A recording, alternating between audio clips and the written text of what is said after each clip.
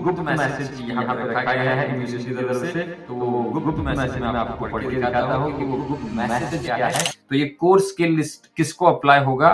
तो ये सिर्फ अप्लाई होगा कोर स्किल स्ट्रीम को, जो स्किल इन डिमांड वीजा का होगा और जिसमें 482 वीजा मिलेगा। इसमें कोई और परमानेंट वीजा की बात नहीं हो रही है, सिर्फ और सिर्फ 482 वीजा मिलेगा अगर आपका occupation core stream skill stream list में है। 7 दिसंबर को ये जो नया skill in demand visa implement हो जाएगा और ये जो करंट टीएसएस वीजा है उसको ये रिप्लेस कर देगा।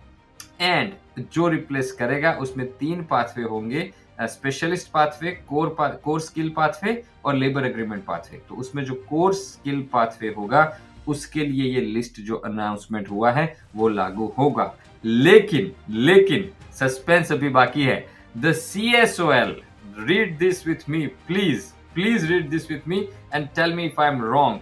The CSOL will also apply to the direct entry stream of the permanent employer nomination scheme 186 visa।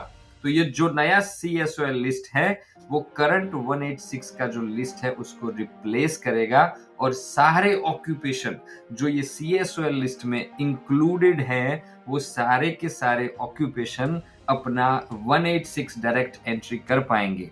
बहुत सारे ऑक्यूपेशन ऐसे थे जो सिर्फ और मीडियम टर्म जो मीडियम और शॉर्ट टर्म जो लिस्ट था उसमें थे, medium to long term strategic list उसमें थे और वही 186 डायरेक्ट एंट्री कर पाते थे।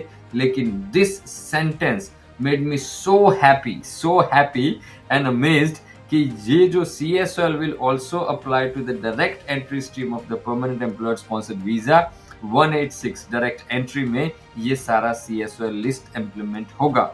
तो ये दोनों वीजा के अपडेट इमिग्रेशन हमारे साथ लेके आएगा।